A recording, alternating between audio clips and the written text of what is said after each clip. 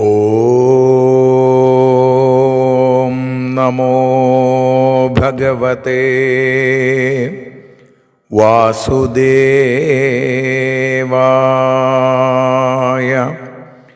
ഓം നമോ ഭഗവതേ വാതനാഥായ.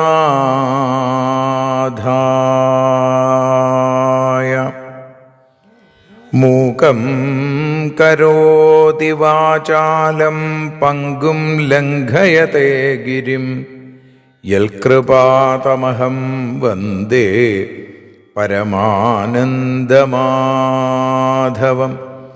അഖിലാനപരാധാന്മേ ക്ഷമസ്വ കരുണാനിധേ പ്രസീദ മൽഗുരോ നാഥാ ജനകായ നമോ നമഃ. അഖിലാനപരാധാന്മേ ക്ഷമസ്വ കരുണാംബുധേ പ്രസീദമൽപ്രിയേ നാഥേ മാതൃരൂപേ നമോസ്തുതേ. സദാശിവസമാരംഭാം ശങ്കരാചാര്യമധ്യമാം അസ്മദാചാര്യപര്യന്താം വന്ദേ ഗുരുപരമ്പരാം.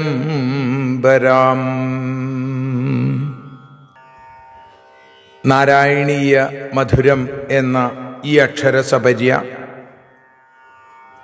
ഓരോ ദിവസവും ഓരോ ശ്ലോകം എന്നുള്ള രീതിയിൽ ആരംഭിച്ചിട്ട് ഇന്നേക്ക് 6-ാം ദിവസം. ശ്രീമന്നാരായണീയം ആദ്യത്തെ ദശകത്തിൽ 6-ാമത്തെ ശ്ലോകമാണ് നമ്മൾ ഇന്ന് വിചാരം ചെയ്യുന്നത്. നാരായണീയത്തെ പറഞ്ഞിടുമ്പോൾ നാരായണാഖ്യനെ നമിച്ചിടുന്നു. നാരായണൻ വായുപുരത്തിലീശൻ നാവിൽ നിറഞ്ഞെന്നെ തുണച്ചിടേണേ. മോക്ഷക്കടൽ ഭാഗവതം പ്രസിദ്ധം മെല്ലെ കടഞ്ഞു നവനീതമഹോ സുസിദ്ധം. മന്നിൽ നരന്നു ഹരിഭക്തി ലഭിക്കുവാനായി മേൽപുത്തുരേകി സദയം ശുഭ സ്തോത്രകാവ്യം. ആ സ്തോത്രകാവ്യത്തെ ശ്രീഹരിയം എന്ന രീതിയിൽ വഞ്ചിപ്പാട്ടിൻ്റെ ഇണത്തിൽ നതോന്നതാവൃത്തത്തിൽ സമർപ്പിച്ച ആ ഭാഗം ആദ്യം ചൊല്ലി പിന്നീട് നമുക്ക് ശ്ലോകത്തിൻ്റെ അർത്ഥതലങ്ങളിലേക്ക് കടക്കാം. കാർമേഘവും കായാമ്പൂവും നാണിക്കുന്ന ലാവണ്യമേ സുകൃതിക്കും പുണ്യമേകും അവതാരമേ. ലക്ഷ്മി തൻ്റെ ലീലകൾക്കു ഇരിപ്പിടമായിയോനെ അമൃതാകും വപുസ്സിനെ ധ്യാനിക്കുന്നു ഞാൻ. തത്തേ പ്രത്യഗ്രധാരാധരലളിതകളായാവലീ കേളികാരം. പ്രത്യഗ്രധാരാധരലളിതകളായാവലീ കേളികാരം. പുതുമേഘങ്ങൾക്ക് ചന്തമേറും അല്ലേ? അപ്പോ പുതുമേഘങ്ങളുടെയും അതേപോലെ തന്നെ ചന്തമേറുന്ന ആ കായാമ്പൂവിൻ്റെ പൂക്കൂട്ടങ്ങൾ, അതിൻ്റെ വിളയാട്ടം കാട്ടുന്ന ആ രണ്ടിനും തുല്യമായ എന്നർത്ഥം. കാർമേഘത്തിനും കായാമ്പൂവിനും ഒരേ നിറമായിട്ടാണ് പറയുക, പുതുമേഘത്തിനും അതേപോലെ കായാമ്പൂവിനും. അപ്പോ അത് രണ്ടിനും തുല്യമായ, അനുപമിതം എന്ന് പറഞ്ഞുവെങ്കിലും ഇവിടെ ഉപമിക്കുകയാണ് പട്ടേരിപ്പാട്. ലാവണ്യസ്യ ഏകസാരം, ലാവണ്യത്തിൻ്റെ ഏകമായ സത്ത് സാരമായതും. സുകൃതിജനദൃശാം പൂർണ്ണ പുണ്യാവതാരം, സുകൃതം ചെയ്ത ആളുകൾ, പുണ്യം ചെയ്ത ആളുകളുടെ കണ്ണുകളുടെ നിറഞ്ഞ പുണ്യം. അപ്പൊ അവർക്ക് കാണാനുള്ള വലിയ ഭാഗ്യമുണ്ടായി, പുണ്യം സ്വരൂപമെടുത്തു. അതുകൊണ്ട് തന്നെ പുണ്യം ചെയ്തവർക്ക് കാണാൻ തന്നെയായി അവതരിച്ച പൂർണ്ണ പുണ്യാവതാരം ലക്ഷ്മീ നിശങ്കലീലാനിലയനം. ശ്രീഭഗവതിക്ക്, ആ ലക്ഷ്മി ഭഗവതിക്ക് ഒരു കൂസൽ പോലുമില്ലാതെ, ഒരു സംശയവുമില്ലാതെ ഇരിക്കാനുള്ള സ്ഥലം, അതാണ് ഭഗവാന്റെ മാറിടം അല്ലേ? അങ്ങനെയുള്ള നിലയനം ആയിരിക്കുന്ന, ആ നിലയമായിരിക്കുന്ന ശ്രീനിലയം, ശ്രീനികേതനൻ എന്ന് ഭഗവാന് പേരുണ്ട് അല്ലേ? സഞ്ചിന്തകാനാം അന്തഹാം, ധ്യാനനിരതരായിരിക്കുന്ന, സഞ്ചിന്തയേൽ ഭഗവതശ്ചരണാരവിന്ദം എന്ന ഭാഗവത ശ്ലോകം നമുക്ക് ഓർമ്മ വരുന്നു.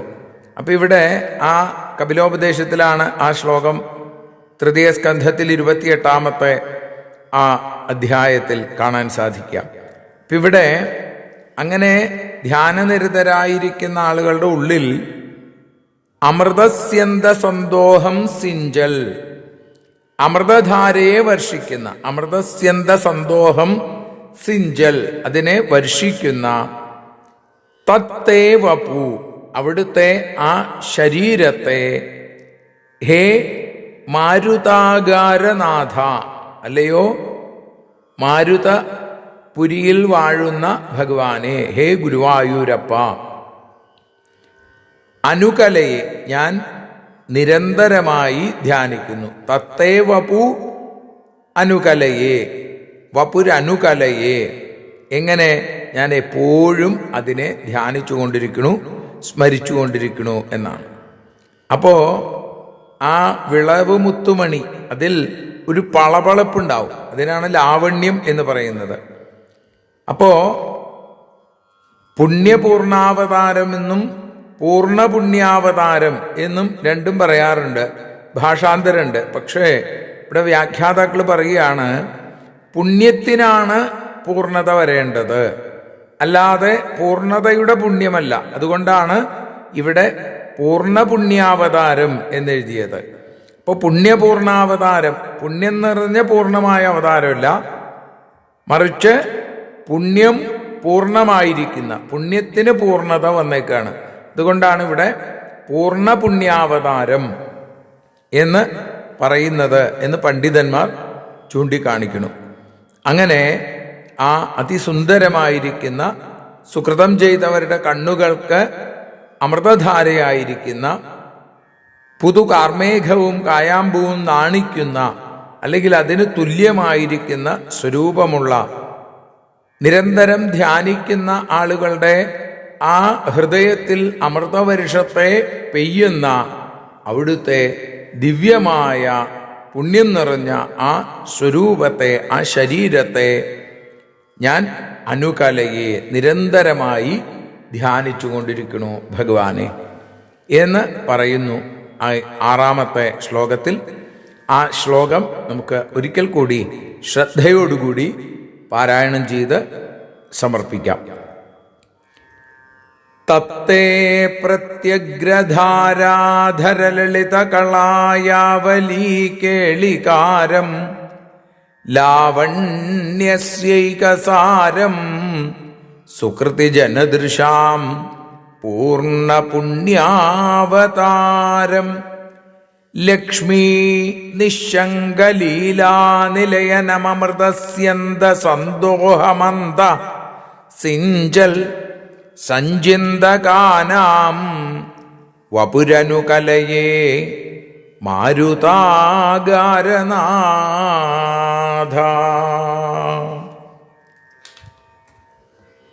നാരായണീയമാകുന്ന ഭക്തിസാഗരത്തിൽ മുങ്ങി ശ്രീഹരിയമെന്ന കല്ലു തപ്പിയെടുത്തു.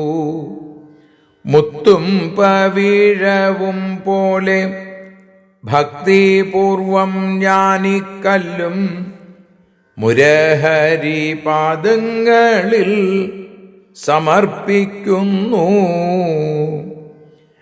അടിയന്റെ വികൃതിയെ കൃതിയാക്കി മാറ്റുന്നൊരാ വികൃതി തൻ വികൃതിക്കായി കാത്തിരിപ്പു ഞാൻ.